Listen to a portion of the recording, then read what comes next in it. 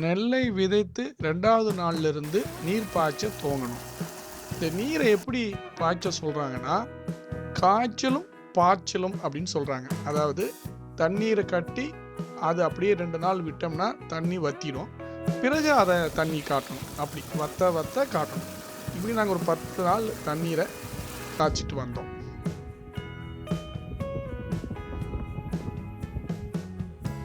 இடையில சில நாட்கள் எங்களுக்கு மழை கூட வந்தது. 12ஆம் நாள் ஜீவாமிர்தம் பாய்ச்சணும். ஜீவாமிர்தங்கிறது மாட்டு சாணம், மாட்டு கோமியம், வெல்லம் இது எல்லாம் கலந்து ஒரு 48 மணி நேரம் வைத்திருந்து அதுக்கப்புறம் கொடுக்கறது. இதன் மூலமாக மண்ணுக்கு தேவையான ஊட்டச்சத்துக்களை நாம் இயற்கை வழியிலே கொடுக்குறோம். ஜீவாமிர்தம் தயாரிப்பதை பற்றி தனி வீடியோவில் பார்க்கலாம். ட்ரம் சீடர் மூலமாக நெல்லை விதைக்கும் போது 2லிருந்து 4 கிலோ விதை மீந்து போகுது. அதை நாங்கள் அதே வயலில் ஒரு ஓரத்தில் நாற்றங்காலாக விட்டு வச்சிருந்தோம். எதற்குன்னா அந்த நாற்று பிடுங்கி சரியாக முளைக்காத இடங்களில் பகுதியில் நடலாம். இந்த நேரடி நெல் விதைப்பில் ஒரு சிக்கல் இருக்குது. என்னென்னா, நெல் வளர வளர அது கூடவே களைகளும் சேர்ந்து வளரும். அதாவது புல்லும் சேர்ந்து வளரும். இதுவே நாற்று நட்டு விடும்போது 20 நாளுக்கு அப்புறம் நடுறதுனால அதன் கூட களைகள் அவ்வளவா வளராது. ஆனால் இந்த முறையில் களையும் நெல்லும் சேர்ந்தே வளருது. இந்த களையை கட்டுப்படுத்த 2 வழி இருக்கு. என்னவா பண்றீங்க? களைக்கொல்லி அடிக்கிறீங்களா? இப்ப தொழில்நுட்பம் வளர்ந்து விட்டதுனால நெற்பயிரை பாதிக்காம அதுக்கு இடையில இருக்கிற களைகளை மட்டும் கொல்றதுக்கான களைக்கொல்லிகள் வந்துடுச்சு. நாங்கள் அப்படியான ஒரு களைக்கொல்லியை தான் நெல் விதைத்து ஒரு 20-22 நாளுக்கு அப்புறம் ஸ்ப்ரே பண்ணி விட்டோம். ஸ்ப்ரே பண்ணி 24 மணி நேரத்துக்கு அப்புறம் அந்த வயல் முழுவதும் தண்ணீரை கட்டி வைக்க சொல்கிறாங்க. அதாவது ஒரு 10 நாளுக்கு நம்மளுடைய நெற்பயிர் வளர்ந்து இருக்கிற அளவுக்கு தண்ணீரை கட்டி வைக்கும்போது நெற்பயிர் நடுவில் இருக்கிற அந்த புல்கள் மட்டும் மெதுவாக அழுகி செத்து போகுது. அதாவது நெற்பயிர் எதுவும் ஆகலை, ஆனால் புல் மட்டும் செத்து போகுது. சில சமயங்களில் சில இடங்களில் நெற்பயிருக்கு நடுவில் இருக்கிற சில புல்கள் சாவாமல் அப்படியே இருக்குது. அதை கொல்றதுக்கும் அதை அழிக்கிறதுக்கும், அதாவது களையை எடுக்கிறதுக்கும் இன்னொரு மெத்தடு இருக்குது. அந்த மெத்தடுக்கு கோனாவீடருங்கிற ஒரு கருவி பயன்படுது. இந்த கோனாவீடரை வச்சு உருட்ட பார்க்குறோம். களை அடித்து ஒரு 10 நாள் ஆயிருக்கும்னு நினைக்கிறேன். 8-9 நாள் ஆயிருக்கு. மீதி இருக்கிற களையை கோனாவீடரை வச்சு எடுக்க முடியுமான்னு ஒரு முயற்சி நடக்குது.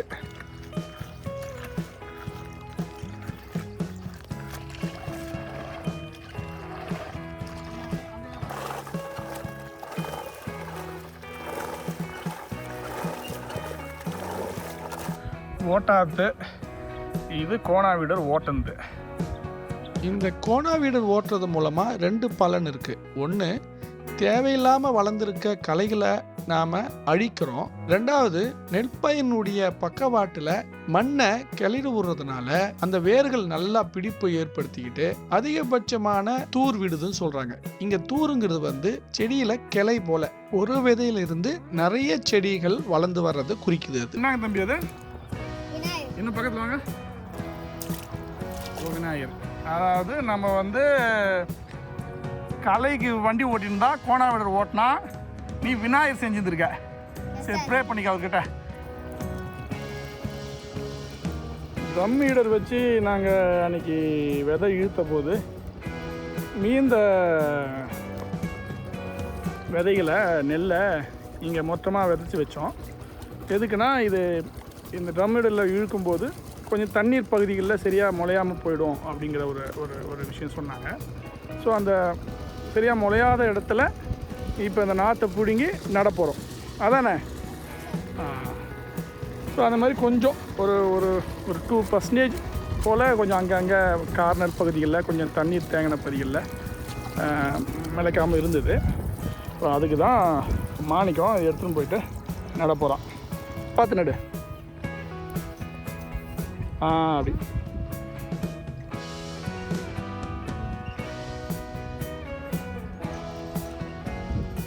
இன்னும் கொஞ்சம் இப்படி ஓம் பக்கம் இல்லை ரொம்ப போயிட்டு பாரு அதுக்கு நேரம் இன்னும் தள்ளி உள்ள அதான் line correct okay phosphobacteria okay கூத்துக்கிறேன்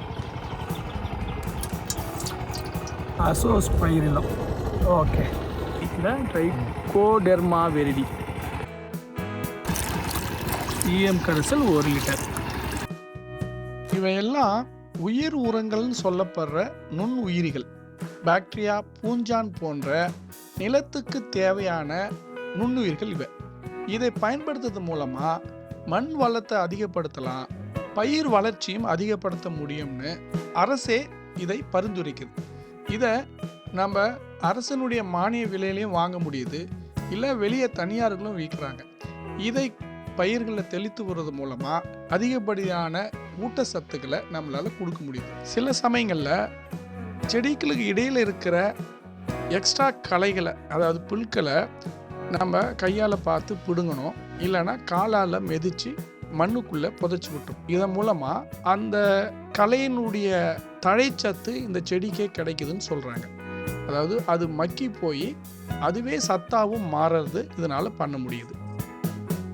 பெருமாளே என்ன அடிக்கிறா?